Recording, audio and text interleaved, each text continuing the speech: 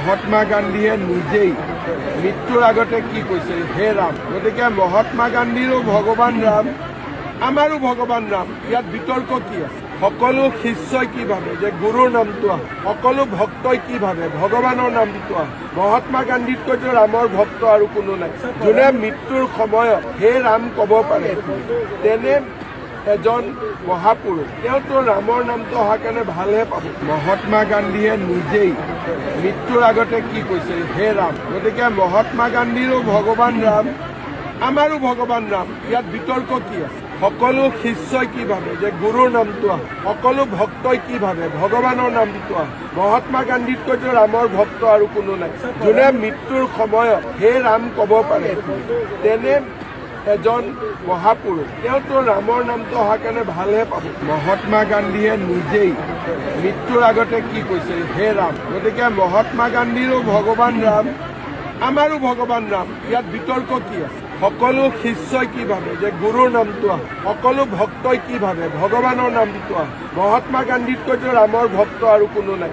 যোনে মৃত্যুৰ সময়ত হে ৰাম ক'ব পাৰে, তেনে এজন মহাপুৰুষ। তেওঁতো ৰামৰ নামটো অহাৰ কাৰণে মহাত্মা গান্ধীয়ে নিজেই মৃত্যুৰ আগতে কি কৈছে, হে ৰাম। গতিকে মহাত্মা গান্ধীৰো ভগৱান ৰাম, আমাৰো ভগৱান ৰাম, ইয়াত বিতৰ্ক কি আছে? সকলো শিষ্যই কি ভাবে যে গুৰুৰ নামটো আহ, সকলো ভক্তই কি ভাবে ভগৱানৰ নামটো আহ। মহাত্মা গান্ধীতকৈতো ৰামৰ ভক্ত আৰু কোনো নাই।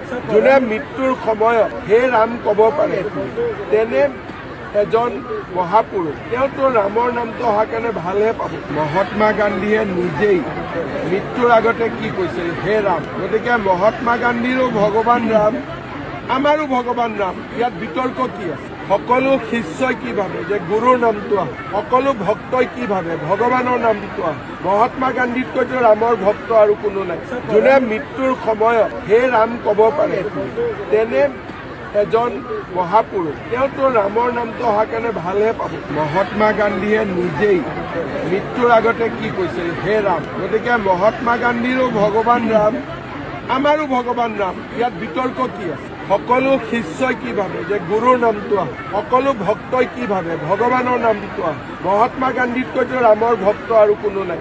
যোনে মৃত্যুৰ সময়ত হে ৰাম ক'ব পাৰে, তেনে এজন মহাপুৰুষ। তেওঁতো ৰামৰ নামটো অহাৰ কাৰণে ভালহে পাব। মহাত্মা গান্ধীয়ে নিজেই মৃত্যুৰ আগতে কি কৈছে, হে ৰাম। গতিকে মহাত্মা গান্ধীৰো ভগৱান ৰাম, আমাৰো ভগৱান ৰাম, ইয়াত বিতৰ্ক কি আছে? সকলো শিষ্যই কি ভাবে যে গুৰুৰ নামটো আহ, সকলো ভক্তই কি ভাবে ভগৱানৰ নামটো আহ। মহাত্মা গান্ধীতকৈতো ৰামৰ ভক্ত আৰু কোনো নাই।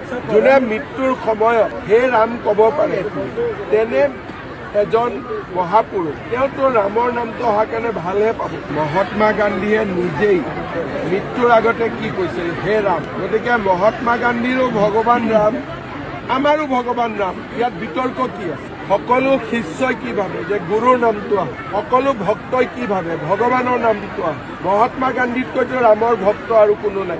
যোনে মৃত্যুৰ সময়ত হে ৰাম ক'ব পাৰে, তেনে এজন মহাপুৰুষ। তেওঁতো ৰামৰ নামটো অহাৰ কাৰণে ভালহে পাব। মহাত্মা গান্ধীয়ে নিজেই মৃত্যুৰ আগতে কি কৈছে, হে ৰাম। গতিকে মহাত্মা গান্ধীৰো ভগৱান ৰাম, আমাৰো ভগৱান ৰাম, ইয়াত বিতৰ্ক কি আছে? সকলো শিষ্যই কি ভাবে যে গুৰুৰ নামটো আহ, সকলো ভক্তই কি ভাবে ভগৱানৰ নামটো আহ। মহাত্মা গান্ধীতকৈতো ৰামৰ ভক্ত আৰু কোনো নাই। যোনে মৃত্যুৰ সময়ত হে ৰাম ক'ব পাৰে, তেনে এজন মহাপুৰুষ। তেওঁতো ৰামৰ নাম